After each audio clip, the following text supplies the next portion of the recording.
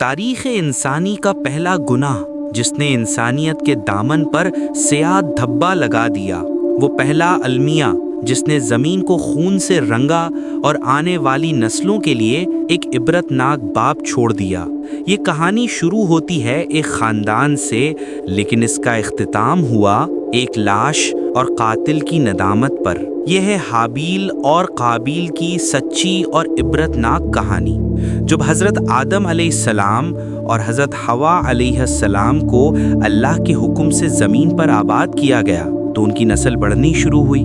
حضرت حوا کے ہاں ہر پیدائش میں ایک لڑکا اور ایک لڑکی جڑواں پیدا ہوتے تھے۔ اس وقت کی شریعت یہ تھی کہ ایک پیدائش سے پیدا ہونے والے لڑکے کی شادی دوسرے پیدائش سے پیدا ہونے والی لڑکی سے کی جائے۔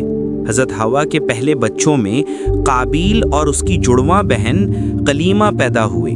دوسرے بچوں میں حابیل اور اس کی جڑواں بہن لبودہ پیدا ہوئے۔ کلیمہ لبودہ سے بہت زیادہ خوبصورت تھی۔ شرعی حکم کے مطابق حابیل کو قابیل کی بہن سے شادی کرنی تھی، جبکہ قابیل کو حابیل کی بہن سے نکاح کرنا تھا۔ لیکن قابیل جو عمر میں حابیل سے بڑا تھا، اپنی جڑواں بہن کی خوبصورتی کی وجہ سے خود اس سے شادی کرنے پر اصرار کرنے لگا، جو کہ اللہ کے حکم کی خلاف ورزی تھی۔ حضرت آدم علیہ السلام نے قابیل کو سمجھایا کہ یہ اللہ کا حکم ہے، لیکن قابیل نے انکار کر دیا۔ جب قابیل نے حضرت آدم کا حکم ماننے سے انکار کر دیا تو حضرت آدم علیہ السلام نے اللہ کے حضور فیصلہ پیش کرنے کا حکم دیا اور دونوں بیٹوں کو قربانی پیش کرنے کے لیے کہا۔ جس کی قربانی اللہ قبول کرے گا وہی حق پر ہوگا۔ حابیل جو کہ بکریوں اور بھیڑوں کا گلہ رکھتا تھا، خالص نیت اور تقوی کے ساتھ اپنے ریوڑ میں سے سب سے بہترین اور تندرست جانور قربانی کے لیے لے کر آیا۔ وہ اللہ کی رضا چاہتا تھا۔ قابیل جو کھیتی باڑی کرتا تھا، دل میں بخل لیے ہوئے اپنی فصل میں سے سب سے کم تر اور بیکار غلہ قربانی کے لیے پیش کیا۔ اس کی نیت میں خلوص نہیں تھا۔ اس زمانے میں قبولیت کی نشانی یہ تھی کہ آسمان سے آگ نازل ہوتی اور قربانی کو جلا دیتی۔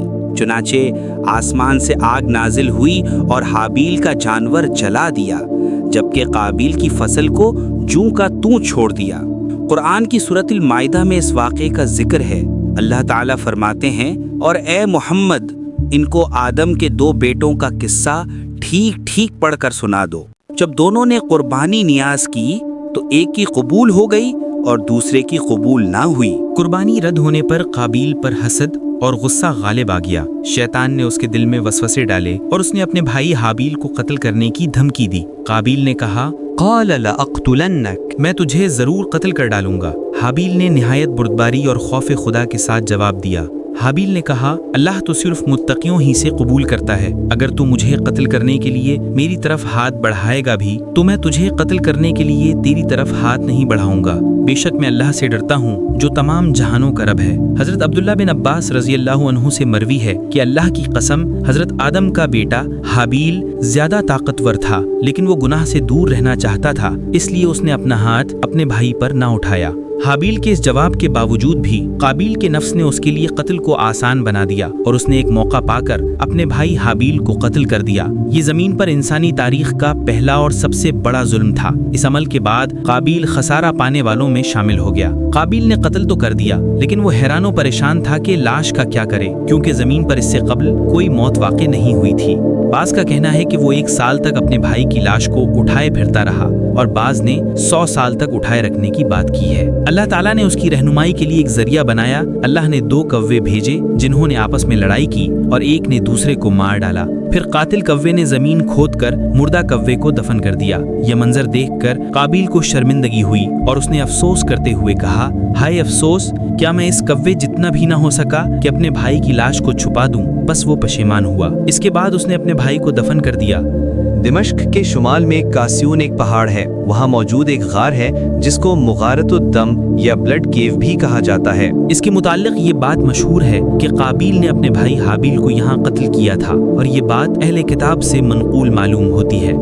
مفسرین کی روایات کے مطابق قابیل کو دنیا میں بھی فوری سزا ملی۔ کہا جاتا ہے کہ قتل کے بعد ہی اس کی پنڈلی ران کے ساتھ چپک گئی اور اس کا چہرہ ہمیشہ کے لیے سورج کی طرف کر دیا گیا تھا تاکہ وہ سزا بھگتا رہے۔ صحیح بخاری اور مسلم کی ایک حدیث ہے کہ رسول اللہ صلی اللہ علیہ وسلم نے فرمایا کہ جو شخص بھی ناحق قتل کیا جائے گا اس کے خون کے گناہ کا ایک حصہ آدم کے پہلے بیٹے پر ہوگا، کیونکہ وہ پہلا شخص تھا جس نے قتل کا طریقہ جاری کیا۔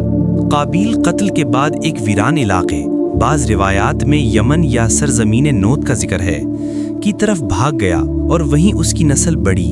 اس کی نسل یعنی بنی قابیل میں کفر، زنا، شراب نوشی اور موسیقی اور آلات لہو لیب عام ہو گئے اور زمین پر فساد پھیل گیا۔ حضرت آدم علیہ السلام نے اپنی تیسری اولاد حضرت شیث علیہ السلام کو اپنا جانشین مقرر کیا اور ان کی اولاد یعنی بنی شیث کو حکم دیا کہ وہ قابیل کی فاسق اولاد سے دور رہیں تاکہ دین محفوظ رہے۔ لیکن بعد میں بنی شیث کے لوگ بھی بنی قابیل کے فتنہ و فساد میں مبتلا ہو گئے اور زمین پر کفر و شرک عام ہو گیا۔ یہ داستان دراصل تقوی اور نیت کے خلوص کی اہمیت بیان کرتی ہے، جیسا کہ حابیل نے کہا انما یتقبل اللہ من المتقین، بے شک اللہ صرف متقیوں ہی سے قبول کرتا ہے۔ یہ بات واضح کرتی ہے کہ حسد وہ پہلا گناہ تھا جس نے انسان کو سب سے بڑے ظلم یعنی قتل پر آمادہ کیا، اور یہ گناہ نسلوں کے فساد کا سبب بنا۔